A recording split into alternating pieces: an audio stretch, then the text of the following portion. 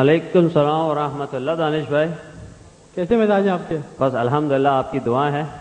اچھا کہیے کیسے آنا ہوا؟ دراصل ایسا ہے دانش بھائی کہ پچھلے ہفتے جو ہے ہم نے ایک کتابوں کی نمائش میں شرکت کی تھی جو آپ کے حضرت مہدی کے متعلق تھی. اچھا. اور وہاں پہ کچھ حضرات تھے جو امام مہدی کے متعلق کچھ تذکرہ کر رہے تھے، لوگوں کے ساتھ ڈسکس کر رہے تھے جی. ان کی غیبت کے بارے میں اور ان کے طول عمر وغیرہ کے بارے میں.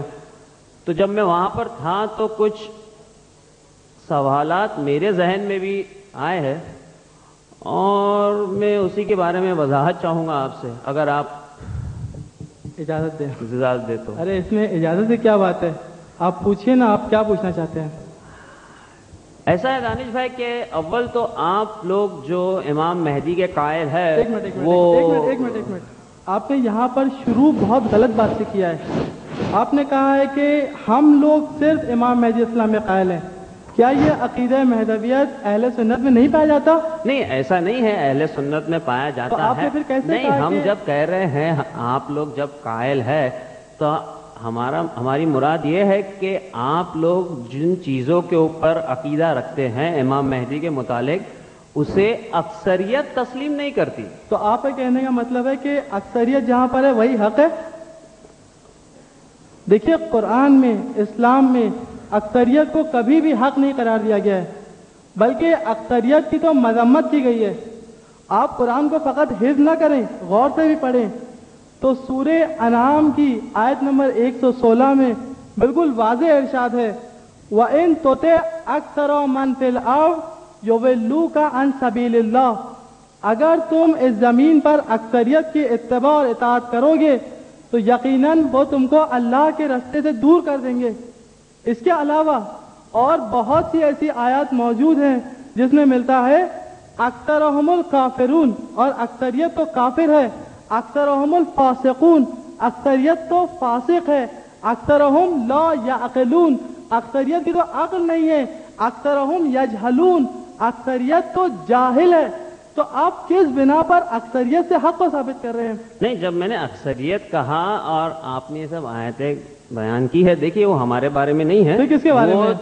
غیر مسلمانوں کے لیے ہے. اچھا. ہم یہ کہنا چاہ رہے کہ اکثریت سے ہماری مراد یہ کہ کچھ باتیں آپ کے عقیدہ مہدویت میں ایسی ہیں جو وضاحت طلب ہے. عقیدہ مہدویت میں؟ ہاں، کیونکہ کچھ ایسی کون سی باتیں ہیں؟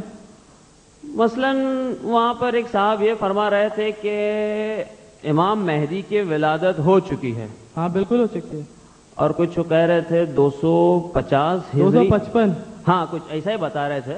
اور ان کا کہنا یہ بھی تھا کہ 255 ہجری میں ولادت ہو چکی ہے اور آج کی تاریخ میں امام مہدی زندہ ہیں اور وہ اس دنیا میں رہ رہے ہیں، اور یہ بھی کہہ رہے تھے کہ وہ غیبت میں ہے. جی. آپ اس بات میں عقیدہ رکھتے ہیں کہ نہیں؟ ہم ثابت بھی کر سکتے ہیں. ہاں نہیں، تو وہ ایسا کہتے ہیں غیبت میں. جی. تو میرے ذہن میں یہ سوال پیدا ہوا اور میں یہی پوچھنا چاہوں گا آپ سے کہ ایک ہادی، ایک امت کا امام جی جو غائب ہے، ہاں جس کی قیام گاہ کا لوگوں کو علم نہیں ہے، جی جس تک رسائی نہیں ہو سکتی، جی. جس تک پہنچا نہیں جا سکتا، تو ایک ایسے غائب ہادی یا امام جو آپ کہتے ہیں اس شخص کا کیا فائدہ ہے؟ یہی سوال ہے آپ کا. ہاں یعنی تو آپ اتنا لمبا کر کے کیوں پوچھ رہے ہیں؟ الغرض یہ کہ آپ پوچھنا چاہتے ہیں کہ اس غیبت کبریٰ کے زمانے میں جب کہ امام مہدی علیہ السلام لوگوں کی نظروں سے پوشیدہ ہیں، کوئی آپ کی قیامگاہ کا علم نہیں رکھتا، تو اس موقع پر امام مہدی علیہ السلام کے وجود کا کیا فائدہ ہے؟ آپ بھی وہی سوال دہرا رہے ہیں. یہی پوچھ رہے ہیں نا. ہاں. تو شعیب بھائی اصل میں آپ کے یہ سوال کے دو الگ الگ پہلو ہیں. سب سے پہلا پہلو یہ کہ اس زمانے میں امام علیہ السلام کے وجود کا کیا فائدہ ہے، اور دوسرا پہلو یہ ہے کہ اس زمانے میں ہم امام مہدی علیہ السلام کے وجود سے کس طرح فائدہ اٹھا سکتے ہیں، کس طرح استفادہ کر سکتے ہیں. اب آپ یہ بتائیے کہ آپ کو ان دونوں میں سے کون سے پہلوؤں کی وضاحت چاہیے؟ آپ نے دونوں کی وضاحت کری دی ہے تو پھر آپ دونوں کا ہی جواب دے دیجئے. ٹھیک ہے. ابتدا میں شعیب بھائی ہم کو آپ خالی اتنی بیسک بات بتائیے کہ کیا کوئی چیز اگر دکھائی نہیں دیتی ہے تو کیا اس کے وجود کا کوئی فائدہ نہیں ہے؟ ظاہر ہے بھائی، جب دکھائی نہیں دیتی تو اس کے وجود کا کیا فائدہ؟ نہیں، آپ نے بہت جلدی میں کہہ دیا، آپ سوچئے پہلے، اس کے بعد جواب دیجیے۔ ایک چیز ہے جو دکھائی نہیں دے رہی ہے، کیا اس کے وجود کا کوئی فائدہ نہیں ہے؟ نہیں، مجھے تو کوئی فائدہ نظر نہیں آ رہا ہے بھائی، نہیں فائدہ ہے جب وجود۔ اچھا سنیے، پھر ہوا کے بارے میں آپ کا کیا خیال ہے؟ ہوا؟ ہوا، ہاں، ایئر ہے بھائی، ہاں، اس سے کوئی انکار کر سکتا ہے؟ ہوا آپ کو دکھائی دیتی ہے نہیں۔ لیکن اس کے وجود کا فائدہ ہے یا نہیں ہے؟ ہاں بھائی، ظاہر ہے، ہر انسان اسی کی بنا پر زندہ ہے۔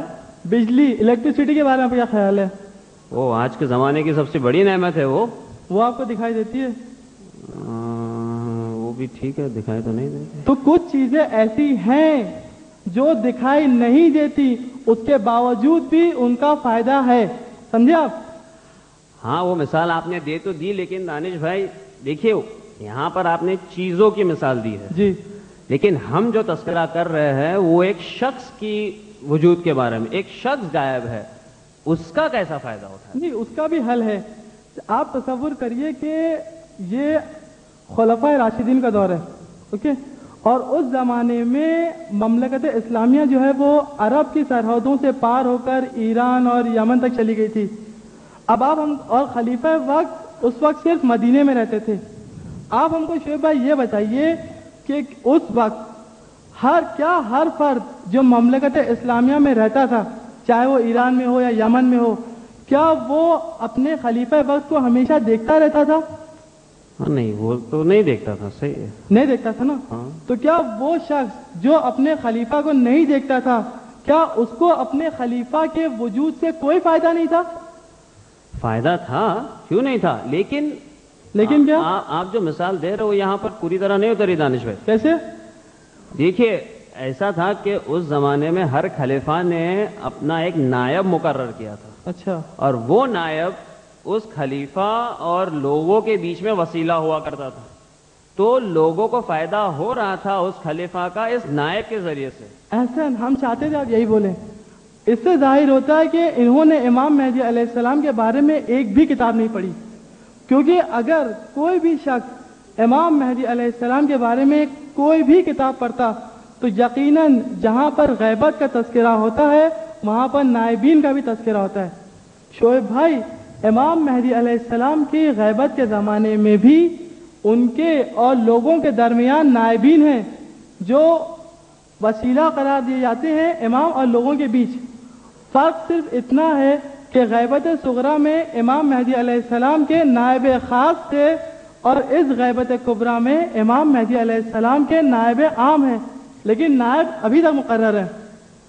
اور دوسری بات ہم آپ سے پوچھتے ہیں شعیب بھائی کہ آپ نے حج کیا ہے؟ الحمدللہ نصیب ہوئی ہمیں حج۔ کتنی بار کیا ہے؟ ایک بار تو کر چکے ہیں۔ الحمدللہ۔ اچھا آپ بتائیے، جب آپ نے حج کیا تو آپ نے نماز پڑھی ہے؟ ہاں بھائی، پڑھی ہے، جماعت سے پڑھی ہے؟ ہاں، جماعت سے پڑھی ہے۔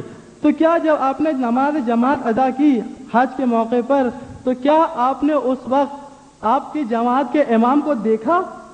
ایسی باتیں کر رہے بھائی، اتنی بڑی بھیڑ میں جماعت کا امام کہاں دیکھنے والا تھا؟ تو پھر ہم تو آپ آخر کے شفوں میں شمار تھا۔ تو پھر آپ کی نماز صحیح کیسے ہوئی؟ اگر آپ اس بات کے قائل ہیں کہ جو لوگ دکھائی نہیں دیتے ان سے فائدہ بالکل نہیں حاصل ہو سکتا ہے تو آپ یقین مانیے کہ آپ کا حج قبول ہی نہیں ہوا، یا پھر آپ کو اس بات کا اعتراف کرنا پڑے گا کہ ہاں اگر کوئی شخص دکھائی نہیں دیتا تب بھی اس کے وجود کا فائدہ ہے۔ ٹھیک ہے، اگر ہم ایک لمحے کے لیے اس کو تسلیم کر بھی لیں، نائبین تھے وغیرہ جو آپ کہہ رہے ہو، لیکن پھر بھی سوال ابھی تک ادھورا ہے دانش بھائی ہاں، پوچھیں نا۔ کہ فائدہ، دیکھیے امام غائب ہے، لوگوں کو فائدہ کیسے ہوتا ہے؟ یہ آپ نے جواب نہیں دیا، آپ گھما رہے نائب کے بارے میں اور الیکٹریسٹی اور نہیں، ہم لوگ پہلے اس کے مقدمات بنا رہے تھے۔ اب آپ سنیے کہ خداوند عالم نے اس دنیا میں ایک ایسا نظام بنا کے رکھا ہے کہ اس زمین پر ہر وقت ایک حجت خدا کا ہونا ضروری ہے۔ اور شعیب بھائی، آپ نے تو وہ مشہور حدیث قدسی سنی ہی ہوگی، لولاک لما خلقت الافلاک، اے پیغمبر اگر آپ نہ ہوتے تو میں ان آسمانوں کو خلق نہ کرتا۔ ہاں بھائی، ہمارے رسول اکرم کے بارے میں سنی ہے نا؟ ہاں۔ ایسی بہت ساری حدیثیں ہیں جس میں ایک ہے کہ لولا الحجہ لَسَاخَتِ الْأَرْضُ بِأَهْلِهَا، اگر اس زمین پر حجت خدا نہ ہو تو زمین اپنے اہل کو لے کر ڈھس جائے گی، یعنی زمین نیست و نابود ہو جائے گی. سمجھے آپ؟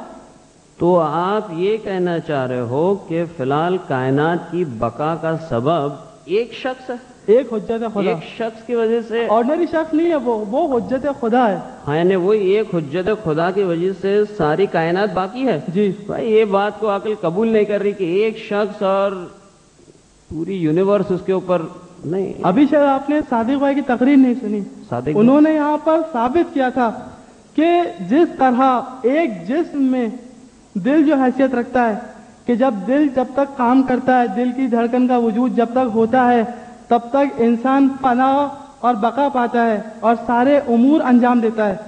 لیکن جب یہ دل کا دھڑکنا بند ہو جاتا ہے، شعیب بھائی آپ سنیے، پہلے لکھے بعد میں، جب یہ دل کا دھڑکنا بند ہو جاتا ہے تو انسان فنا ہو جاتا ہے، مر جاتا ہے. اور اسی طرح کہ جس طرح دل ایک انسانی جسم میں حیثیت رکھتا ہے، حجت خدا اس پوری کائنات میں وہی حیثیت رکھتی ہے کہ اگر اس زمین پر حجت خدا نہ ہو تو زمین نیست و نابود ہو جائے گی. سمجھے آپ؟ کچھ حد تک بات سمجھ پڑ رہی ہے. اور اسی لیے شعیب بھائی اس کام یعنی یہ کار انداز اس طرح ہے کہ ہر وقت ایک حجت خدا کا ہونا ضروری ہے. اور حدیثوں میں ملتا ہے کہ الحجت قبل الخلق و مع الخلق و بعد الخلق، کہ حجت خدا خلق سے پہلے بھی تھی، خلق کے ساتھ بھی رہتی ہے اور خلق کے بعد بھی رہے گی. اس زمین پر سب سے پہلے کون اترا؟ حضرت آدم علیہ السلام. بھائی الحمدللہ آپ لوگ کوئی دوسری بات کے قائل ہے؟ وہ خدا کے سب سے پہلی حجت تھی، اور وہ شخص جو اس زمین سے آخری اٹھایا جائے گا وہ بھی حجت خدا ہی ہوگا. بلکہ یہاں تک حدیثوں میں ملتا ہے کہ لو بقیت الارض بغیر اثنان فکان احدہما الحجہ، اگر اس زمین پر فقط دو لوگ باقی رہ جائیں گے تو ضرور ان میں سے ایک حجت خدا ہوگی. ٹھیک ہے، لیکن پھر بھی اس سے امام مہدی کے فائدے کا کیا ربط؟ ارے ہم سمجھے آپ بات سمجھ گئے ہوں گے واقعی. دیکھیے شیخ بھائی، ہم ایک بیسک سے سٹارٹ کرتے ہیں. ایک منٹ لیٹ می اسٹارٹ. آپ کے وجود کا فائدہ ہے؟ ہاں بھائی، ہمارے وجود کا فائدہ ہے. الحمدللہ، بہت خوشی ہوئی سن کے. اچھا آپ بتائیے کہ یہ زمین اور آسمان کے وجود کا فائدہ ہے؟ یقیناً فائدہ ہے. یہ چاند ستارے وجود کا فائدہ ہے؟ دیکھیے بھائی، اللہ آپ بولیے ہے یا نہیں؟ نہیں ہے بھائی، اللہ نے کوئی بھی چیز ابس تو خلق کی نہیں ہے. نہیں ہے نا فائدہ. ہاں ہے بھائی. اب آپ یہ بتائیے کہ اس پوری کائنات کے وجود کا فائدہ ہے یا نہیں ہے؟ ہاں ہے نا؟ یقیناً ہے. تو شعیب بھائی جب یہ پوری کائنات کے وجود کا فائدہ ہے تو وہ حجت خدا، وہ حضرت امام مہدی علیہ السلام کہ